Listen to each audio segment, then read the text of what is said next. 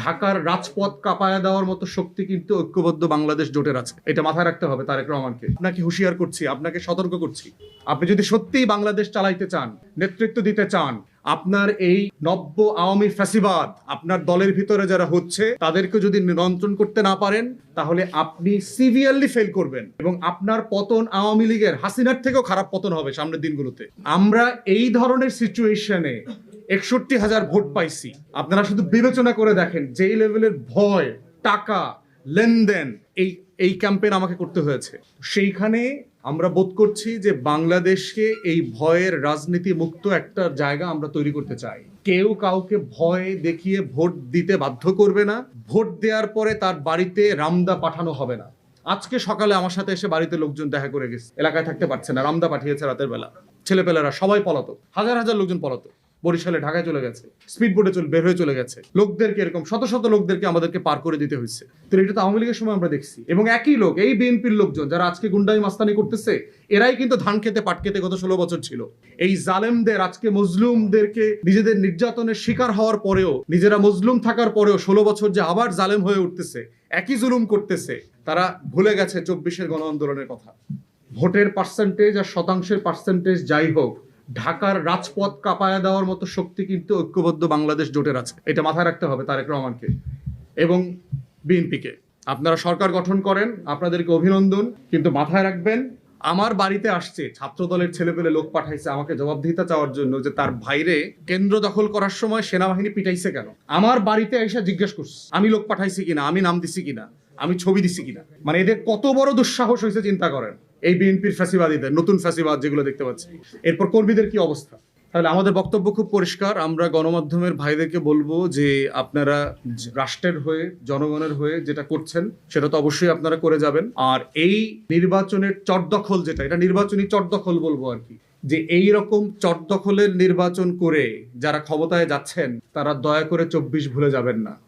আজকে আপনি এখানে চট দখল করে আমার চট নিয়ে গেছেন দখল করে, এর মানে এটা না যে ৬১,০০০ লোক চুপচাপ বসে থাকবে। তাদের ভিতরে যে ক্ষোভ তৈরি হয়েছে, তারা নিজের চোখে দেখতে পেয়েছে তাদের চোখের সামনের বিজয় কিভাবে ছিনিয়ে নেওয়া হয়েছে চুরি বাটপারি করে। প্রিজাইডিং অফিসারদের আপনার মাথায় বন্দুক ধরা হয়েছে ব্যালট জালিয়াতির সময়, রামদা দেখানো হয়েছে। এখন একজন শিক্ষক যিনি শিক্ষকতা করেন, তিনি ওখানে অন্য জায়গা থেকে গেছেন একদিনের ডিউটি পালন করতে, সে কি করবে? আমরা জিজ্ঞেস করলাম যে আপনি পুলিশে বলেন, আমরা আপনাকে হেল্প করবো, সাহস পাচ্ছে না। তাহলে আমরা কি রকম একটা মাইনকাচি পায় আছি দেখেন। ঘটনা ঘটছে কিন্তু প্রকাশ করা যাচ্ছে না। এইটাকে কেন্দ্র করে মামলা, প্রশাসনিক ব্যবস্থা নেওয়া যাচ্ছে না, কারণ কেউ ভীতিকর অবস্থা থেকে নাই। একজন ঢাকায় থাকে, পরিবার তো গ্রামে থাকে, গ্রাম জ্বালায় দিয়ে আসছে, বাড়ি ভেঙে দিয়ে আসছে। নোয়াখালীতে দেখছেন একজন মাকে ধর্ষণ করে আসছে, একই জুলুম। 18 সালে তো একই জায়গায় একই ঘটনা ঘটেছে। তখন ঘটেছে যে কেন ধানের শীষে ভোট দিছে সেই জন্য আওয়ামী লীগের সন্ত্রাসীরা গিয়ে গণধর্ষণ করে আসছে।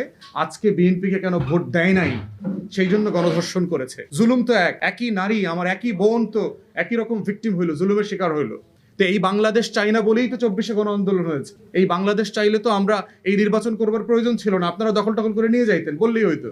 এরপরে ডিসেম্বর মাস থেকে আমরা যেটা দেখেছি, প্রশাসন প্রচ্ছন্নভাবে বিএনপির প্রতি বায়াসড হয়ে গেছে। কোনো কর্মকর্তাকে দেখলাম না।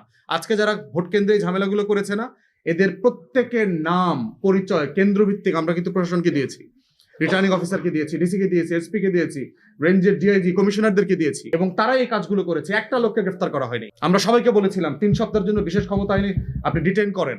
আপনারা যারা বিদগ্ধ সাংবাদিক আছেন আপনারা জানবেন যে কেয়ারটেকার সরকার আসলে প্রথমেই 1 সপ্তাহ কিন্তু এই কাজটা তারা করতো।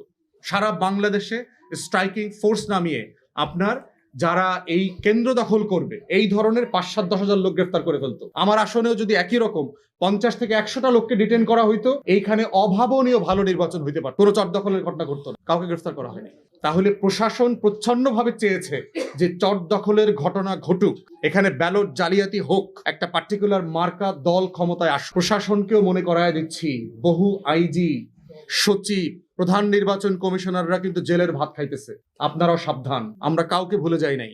আপনারা কে কোথায় কোন রোল প্লে করেছেন, খোদার কসম এর হিস্সা একদিন আপনাদেরকে দিতে হবে, জনগণের হয়ে দিতে হবে। কারণ কোন জুলুম আনঅ্যাটেন্ডেড যাবে না, আমরা এগুলো ছেড়ে দেব না। অতএব আমরা চাই জনগণ নির্দ্বিধায় নির্ভয়ে ভোট দেবে। ভোট চুরির এই কালচার, চট দখলের রাজনীতি এবং নির্বাচন, এগুলো বন্ধ হইতে হবে। একটা জাতির জন্য এটা খুব লজ্জার যে 55 বছর পরে এসে সে মানুষের মন জয় করে ভোট চাইতে পারে না, তাকে রামদার ভয় দেখায় ভোট চাইতে হয়, কারণ সে জানে সে ভোটে সে জিতবে না। ভোট দেওয়ার পরে আবার জবাবদিহিতা পাঠায়, মোটরসাইকেল পাঠায়। ভোটের আগের দিন আমার অফিস ভেঙে দিয়ে গেছে, আমার এলাকা, আমার গ্রাম, আমার বাজার। তাহলে এরা কি পরিমাণ ফ্যাসিবাদী হয়ে উঠেছে ইতিমধ্যে, এদের দুঃসাহস কত বড় বেড়েছে। অতএব আমরা চাই বাংলাদেশটা বদলে যাক। জনাব তারেক রহমানকে আহ্বান করছি, যে 31 দফার উপরে ভিত্তি করে আপনি বাংলাদেশ বদলাবেন বলে ওয়াদা করেছেন, আমরা সেটা কাগজ কলমে না, আমরা অ্যাকশনে দেখতে চাই। আপনার দলের গুন্ডা, মাস্তান, চাঁদাবাজ, সন্ত্রাসীদেরকে আপনি কিভাবে ডিল করবেন তার উপরে ডিপেন্ড করবে আপনি ক্ষমতায় গভর্নেন্সে সফল হবেন কি হবেন না। আপনার দলের এই ক্রিমিনাল গ্যাংদেরকে যদি আপনি নিয়ন্ত্রণ করতে না পারেন, আপনি নিশ্চিত থাকেন আপনার জন্য ভয়াবহ ভবিষ্যৎ অপেক্ষা করছে। এই জন্য এটা আপনাকে অন রেকর্ড ওয়ার্ন করে দিয়ে গেলাম। বাংলাদেশ 24-এর আগের বাংলাদেশে ফিরবে না। তরুণরা, পেশাজীবীরা, মোবাইল ফোন, ইন্টারনেট ব্যবহারকারীরা আগের বাংলাদেশের রাজনৈতিক পুরাতন বন্দোবস্ত মেনে নেবে না, নাই। অতএব আমরা চাই বাংলাদেশটা সবার হোক, ন্যায্যভাবে হোক, সাংবিধানিক হোক। আমরা যেন সবাই ভোটাররা ন্যায্যভাবে তার মতামত দিতে পারি। দেওয়ার পরে যেন আমার মতামতের জন্য কেউ কাউকে ভয়ের সম্মুখীন হতে না হয়, এলাকা ছাড়া হতে